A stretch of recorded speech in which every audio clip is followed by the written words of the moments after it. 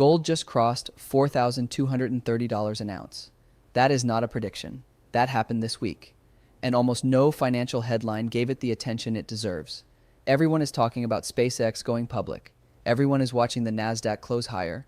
But buried inside this week's market data is a number that historically means far more than any IPO.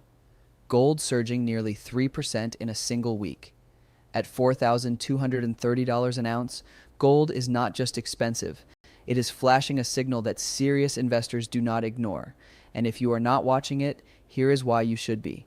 Let's start with what actually happened this week. Markets closed higher across the board. The Nasdaq was up 0.6%.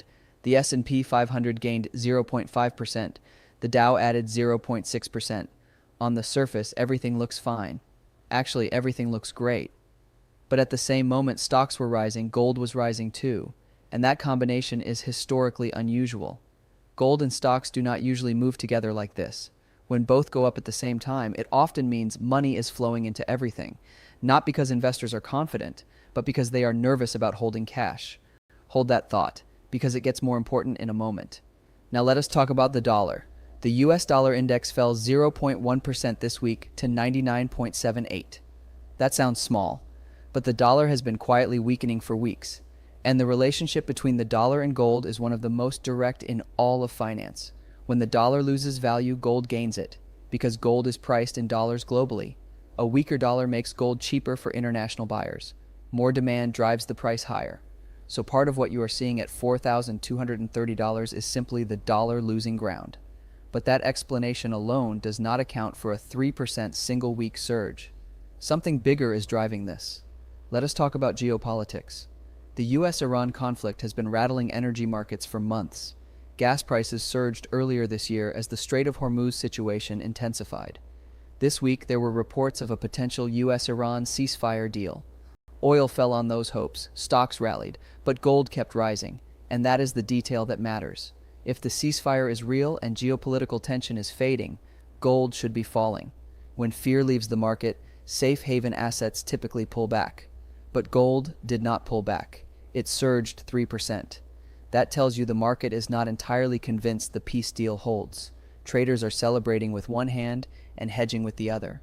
And historically, when gold holds strength even during optimistic news cycles, it means the underlying nervousness runs deeper than the headlines suggest. If you are finding this useful, consider subscribing for more practical financial insights. Now here is where the history becomes important. Gold crossed $1,000 an ounce for the first time in 2008. That was during a financial crisis. It crossed $2,000 for the first time in 2020. That was during a global pandemic. It crossed $3,000 this cycle during the inflation spike and banking stress period. And now it is sitting at $4,230.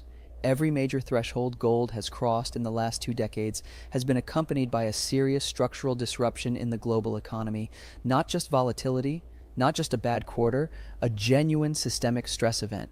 The question worth asking right now is not whether gold is expensive at $4,230. The question is what the market knows at $4,230 that the average investor does not yet see clearly. Let us talk about central banks. This is the piece of the gold story that gets almost no coverage in mainstream financial media. Central banks around the world have been buying gold at record levels for 3 consecutive years.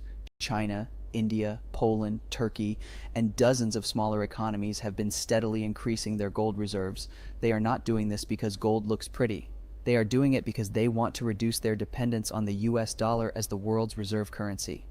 This is a slow-moving but profound shift in how global finance actually works, and it is one of the structural forces pushing gold higher regardless of what happens with interest rates or geopolitical events in any given week. The everyday investor almost never hears this story explained clearly, but it directly affects what your savings, your retirement account, and your portfolio are worth. Now let us get practical.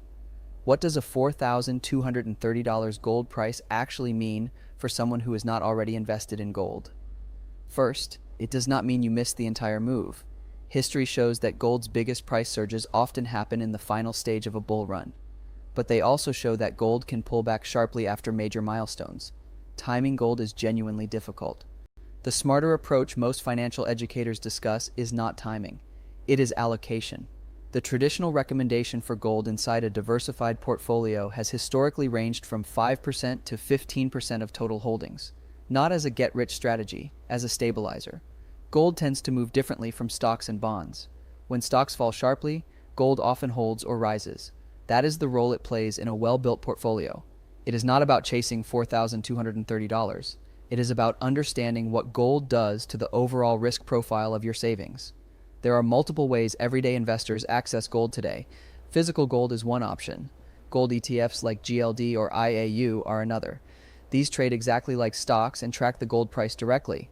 Gold mining stocks offer a leveraged version of the gold price with more volatility. And gold futures, which is what moved 3% this week, are typically reserved for more experienced investors.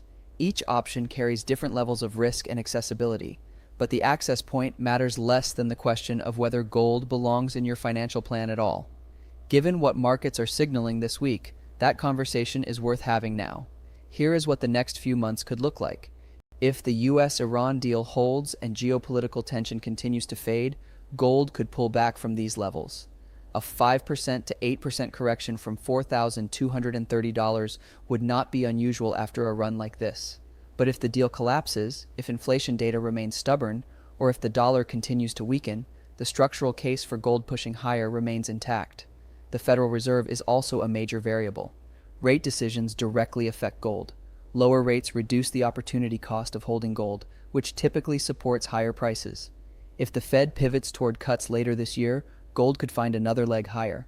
Markets are watching every inflation reading with that possibility in mind. And Bitcoin at $63,600 this week adds another layer. Both gold and Bitcoin are being held simultaneously by investors seeking protection from dollar devaluation. That dual demand signal is new in the history of finance. It suggests the concern about currency value goes beyond any single asset class. $4,230 is not just a number on a screen. It is a message the global financial system is sending in real time. The people paying attention now will be the ones who understand this moment most clearly when they look back on it. That is what the data is showing right now. What you do with that information is up to you.